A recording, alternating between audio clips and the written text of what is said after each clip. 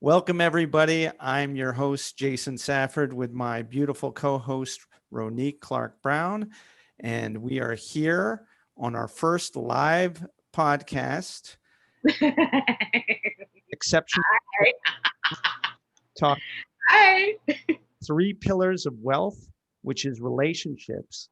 And Ronique is our relationship coach, and she is joining us today and will be the co-host for the future of our podcast on relationships. Ronique, please introduce yourself and share with our listeners where you're from. Woo. Hi. Well, hi everybody. My name's Ronique, and I'm originally from Jamaica. Um, Residing here up in cold Toronto. It's snowing outside.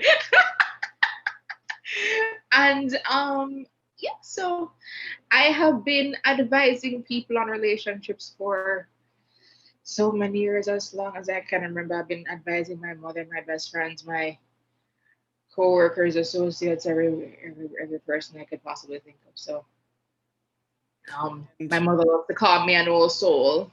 So I guess that's where it comes from.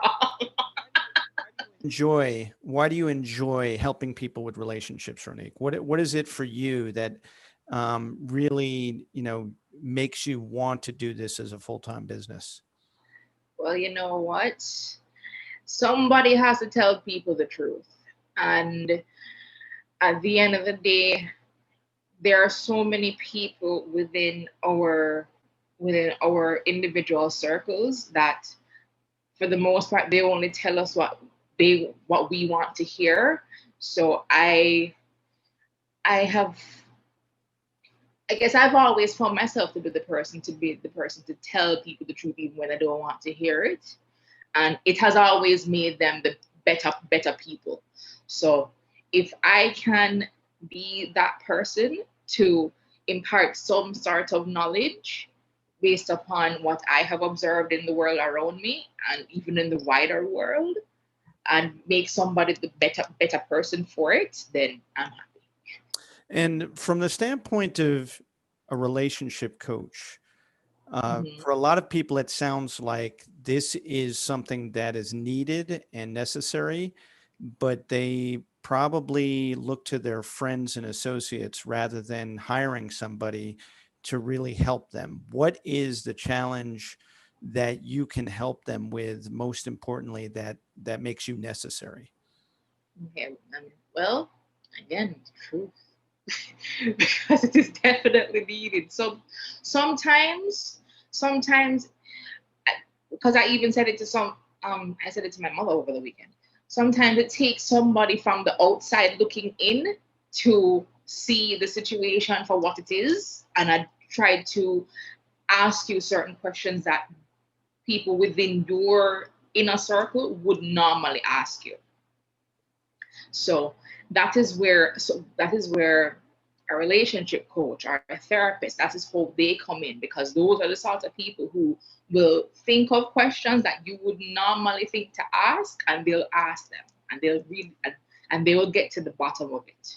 So really, if I understand correctly, and today's episode, which is our initial episode, our launch here, our inaugural launch, is called Truth Be Told, which is very fitting. But as I understand it, really what a relationship coach is a mirror or a lens to reflect back to a person what they're really doing internally and how it's coming out externally with other people. Yeah. Yep. Yep. That is where we come in. We can be that mirror where we can take the step to show you who you are and where you're at and where you've been and where exactly you want to go, because at the end of the day, you cannot give of yourself to another person, whether it be love, whether it be work, whether it be friendship, without knowing who you are on the inside as well as out. So that is what we're here for. All right, let's get started. So, can you give us an example of why the truth needs to be told? What's going on in the world, Ronique? Where do we need to find out the truth needs to be told? Boy.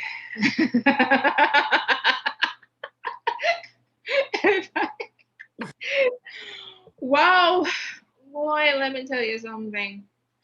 It is what is going on in the world right now is repetition. Oh, And it is repetition of a certain narrative. And what we as individuals need to do is to look internally, because everybody is looking externally for the truth, when when the sort of channels that we're looking to for the truth, they have their own agenda. They are looking at, okay, how can I spin this a certain way so you can get on my side? You can think the way we think. When it's really an internal search, right? well, let me Um, ask you this. I'm gonna cut you off simply because I think that in and itself, let's take that at a basic level of two people who have a relationship with each other. And let's mhm, use an intimate relationship to start, simply because I imagine a lot of our listeners are going to relate most to that in terms of an intimate relationship. yeah, And if one person is telling their narrative from a yeah, standpoint of what they think the other person needs to hear or what they want them to hear in mhm, order to control the yep. direction of the relationship, Mhm. how is that coming across, and what is the challenge with that situation? Well, there's going to be a challenge, because at the end of the day, how can you show who you truly are in a relationship when you are trying to control a narrative and you're trying to control how the other person thinks about you, right? It's never, it isn't genuine. It isn't genuine. It isn't authentic, right?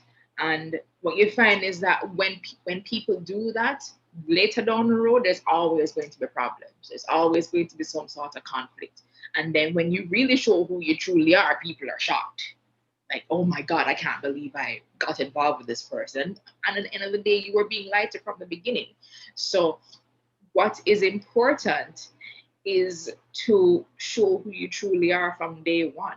And if the person accepts it, fine. That is all good, because at the end of the day, that is real authentic love right there.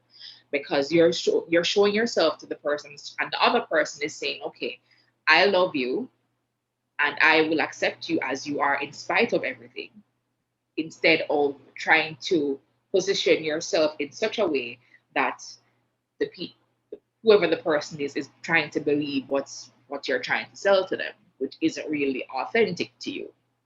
So what I hear you saying, and one of the challenges I think that people are coming from a place of fear. Yep, that's true. Yep, It, yep. People are afraid to show who they truly are out of fear of rejection, okay. and out of fear of of not getting of not gaining that connection, or not gaining that another person on your team. And you Do- know what, people shouldn't feel that way. If somebody if somebody um if somebody accepts you, great. If somebody doesn't accept you, that's great too. It's on them, that's not on you. Well, for a lot of people, I think that the difficulty of somebody not accepting them is that they feel rejected, exactly as you said, and that's not a good feeling. But Yeah. also, are they coming from a place of confidence in themselves? So that rejection is, they want somebody, Yep. and they may not necessarily know why they want them.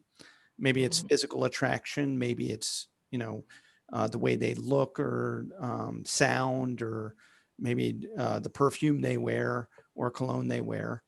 Mhm. And how do they correlate those initial attractions to somebody then into a fear of rejection if that person turns them down, or looks at them in disgust? you know what? All it comes down to, because even what I have observed, it's a lot of time is really not about all that. It's a more along the lines of superficiality. It's all about status, and it's when people try to, I guess, mold themselves into someone that they're not, out of fear. It's really out of wanting to belong, Okay. because everybody wants to belong. Everybody wants to feel as if they are within a circle of like-minded individuals, Mm-hmm. right? And we do all of these things to ourselves, outwardly as well as inwardly, to fit that particular mold and fit that particular criteria of what we think, or what we think society thinks we should be, or what we should be doing. When it's all so, I can't explain it. You really have to just be yourself. Okay. You have it's an inward circle. You have to just accept yourself as you are, flaws and all, and confront your flaws, and confront every single bad part of you, in order to for you to have that sort of confidence. So Right? let me put this in context of social media. Right now, with the pandemic, you're seeing lots of people posting on social media. And you and I have had this conversation offline, but I want you to really dig deeper in terms of why are people posting these memes and these statements that are probably in conflict with who they really are as a person. And I am not going to bring up an example. I want you to bring up an example on social media from any one of the platforms where somebody posts a quote that's really probably in direct conflict with who they really are. Well, you know what? There's actually one that I came up with a while ago. Um, they said, let me see, if it doesn't make it, if it doesn't, hold on, let me see. It was something online. This girl, a girlfriend of mine, she actually posted something of about, well, in this context, men um not not they make it if they're not making any excuses in terms of wanting to get intimate with a woman, but yet still they can make any sort of excuse as to why they can't commit. Okay. And what you find is that in at the end of the day, she definitely did have, there was definitely a point to that meme, because it definitely spoke to me. Okay. But from what I know of certain situation that she has been around, sometimes that isn't really the case. So So what you're saying is that it's easy for men to commit to intimacy, physical intimacy, yes, but it's not. They make all sorts of excuse to, in terms of the rest of the relationship. the repercussions of that of the physical intimacy, if you will. Okay. All right. So let's do a role play. You're the man, I'm the woman. And I Yeah, for the lie. You could lie. did is be the so I'm not going to do the high voice or anything, but if I'm the woman in the relationship, Mm-hmm. I'm going to ask you as the man, what do you want from me as a woman in a relationship? Oh my goodness. If I was a man, Yeah, if you were the man. can I say it from, okay, am I supposed to say it from a man's perspective, or from my personal perspective? No. From a mass perspective, let's use generalizations here. Uh, from what I know them. Oh, well, there's no rush. Let's enjoy each other's company, see how it goes. but I want to cuddle with you. Okay. So you want to explore a physical relationship with me, and I'm supposed to be turned on by this? Apparently so. And what do you think that I want as a woman out of this relationship? Security and somebody who's gonna commit and love and a man who's actually going to be there Are you answering as a man or a woman? as a woman. Answer man. Well, you know what? It depends on the woman because women these days apparently they have a new age. A lot of I was shocked. A lot of women they're actually on board with the sort of casual like, oh, let's have fun, see how it goes kind of a deal. A majority of women these days they are they are into that.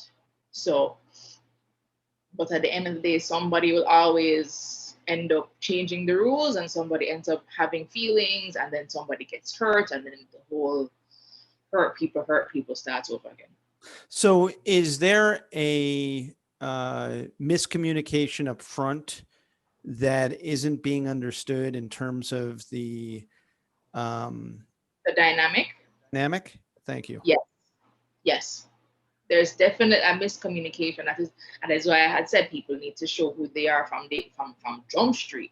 Right. Because if we are not having those sort of pertinent conversations from day one, how is it that we're gonna know who the person is and what they want and what they expect from us and what we can hope to expect from them? That's the only way we can make a decision in terms of, okay, will I be able to tolerate this person in my space? Mm-hmm. Mm-hmm. Now, let me ask you this from the same standpoint, and you have to be the man, in this relationship. If I, as a woman, am looking for, security and protection, as you say, and quote unquote, we're just starting out to get to know each other. Mhm. What are the things that a man needs to do in order to make me feel like he really has my best interests at heart? Mm. Asking about family, Okay. family, asking about parents, asking about brothers and sisters, asking, okay, how was your day?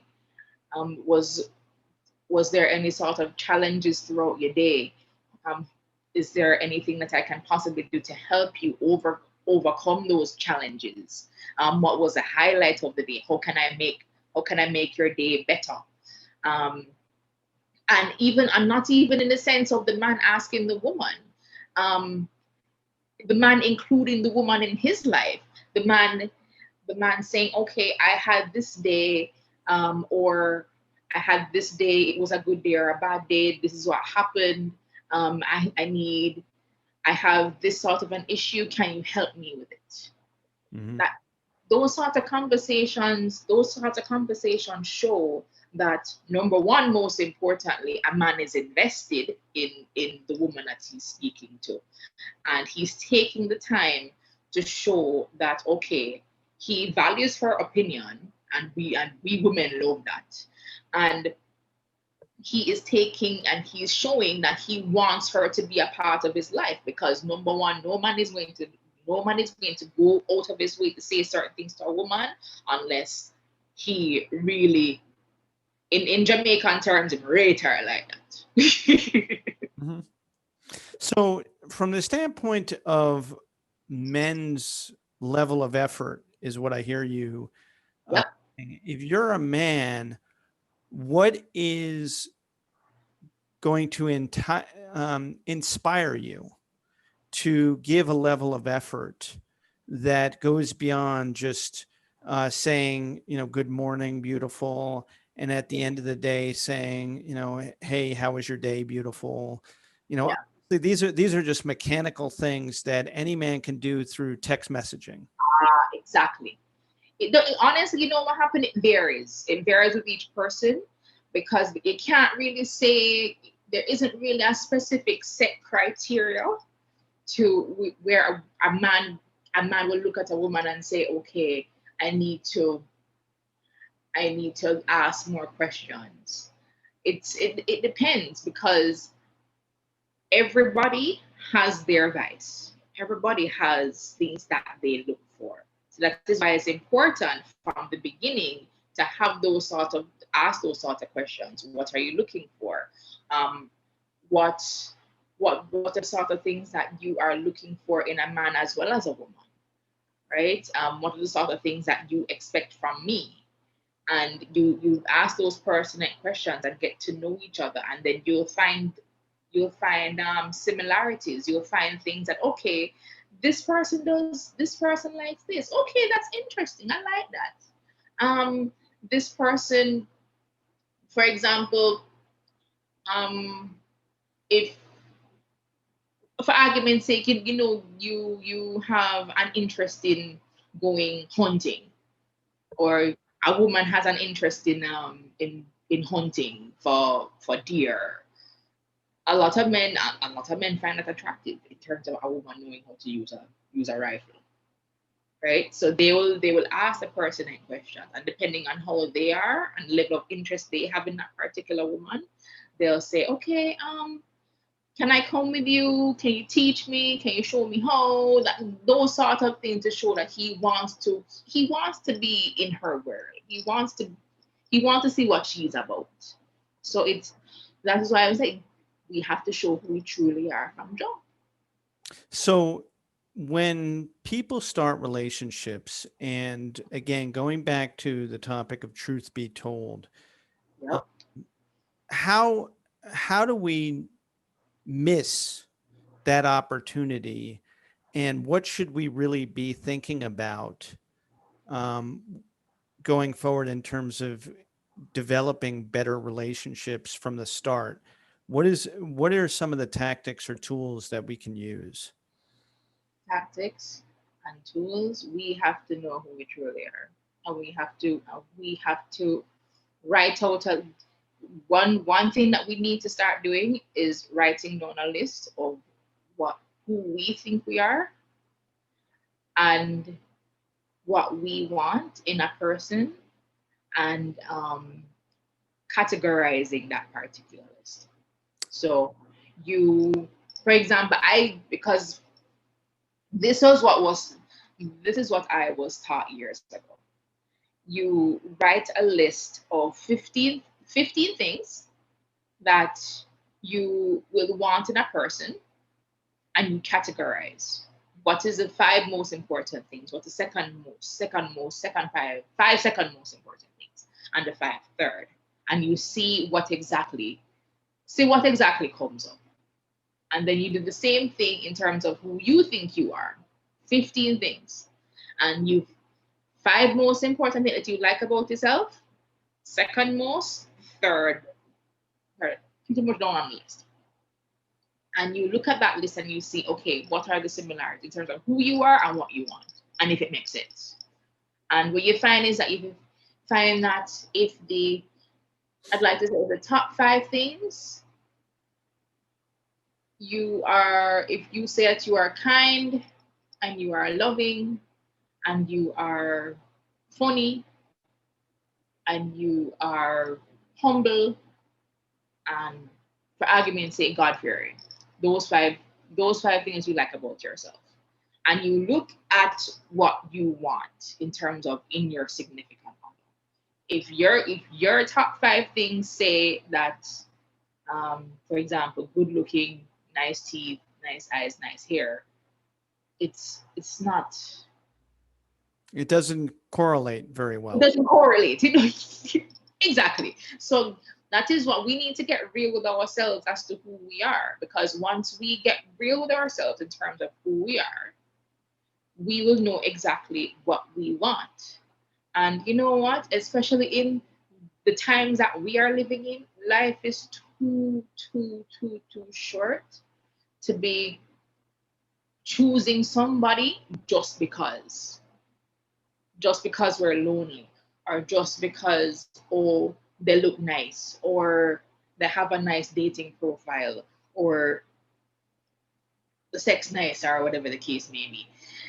We have to be looking at the quality of the relationships that we have around us now, because it's more important than ever that we have those sort of people around us. Because trust me, it's gonna get. I hear you saying something that's really, really important for every relationship, and I'm glad that we took it from the standpoint of an intimate, loving relationship. But what I hear you saying is that the most important thing to really bring into a potential relationship is an honesty with yourself. So Yep. truth that be told is a truth that we tell ourselves about ourselves that we can share with other people. Yep. And the more that we tell our truth Yep. to other people about who we really are and what it is that we really want, we attract the right people into our lives. Well, that's true. And That's true. what I want to, ask the listeners to take away from this, and you've got 2 minutes to really summarize it, is what is the value for someone overcoming this fear of truth and really being willing to stand in their truth, whether it's in business or their family relationships or intimate relationships? What is that value for someone? The value of standing in your truth. It is a, you know what? There is, in this world of so many things, and so much information being thrown at us from every single different direction. It is considered revolutionary, and it's sad but true. It's considered revolutionary to stand in your truth, and to stand in who you are, and to stand in the knowledge that, okay, I am not perfect, and I am not claiming to be, but this is who I am. This is what I can potentially do, and this is where I've been, and this is where I want to go. And having faith that somebody, or whether it be work, whether it be your significant other, whether it be family, whether it be friends, whatever the case may be, having faith that whoever it is will accept that, and will accept you as you truly are. That in itself is revolutionary in this world. Sad, it's sad, but it's true. Well, Ronique, for our listeners who are interested in working with you, what is it that they need to know about you as a person as well as a coach that can really help them in terms of making a decision to hire a relationship coach, and what that means for them in terms of results in their life? Well, you know what? For me, I'll always make sure that once you can come to me and tell me who you truly are, I can work with you. Because at the end of the day, it is better for me once I know who you are and where you've been and where you want to go, so I can see what is going on. Because that's how we help each other. That's how we help each other from a place of authenticity and genuity and love. And more love is needed in this world, unfortunately. So Tapped on the core of the exceptional life, which is really about diversity and love of yourself, and love of yourself and love of others, and just the love of seeing others be the best version of themselves. And if you want to become the best version of yourself, I want you to become the best version of yourself. So in order for you to do that, you have to show me who you are, and then I can see where you're at, and then we can talk, and then I can see what you need to do in terms of you getting to that place where you can be the best version of yourself. Because I even said it to you, Jason. If I can help at least one person in throughout my day to become the best version of themselves, I'm happy.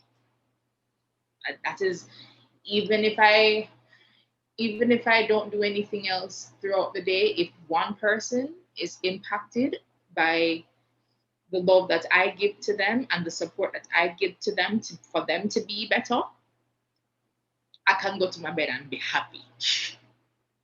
Awesome. All right. I want to thank you as my co-host, and going forward, obviously, we're looking for people who can join us on this podcast and be willing to be with us. And you can find us at info@exceptionalresultsnow.com. Ronique will soon be on our website, Exceptional Results Now, as the relationship coach. And thank you, everyone, for tuning in. And we look forward to seeing you next week on our next Yeah. episode. What are we going to be talking about next week? What are we going to be talking about next week? Ugh. Woo! Matter of giving respect and getting respect. Okay. It's all about RESPECT. RESPECT. Yes. To joining you next week. Thank you.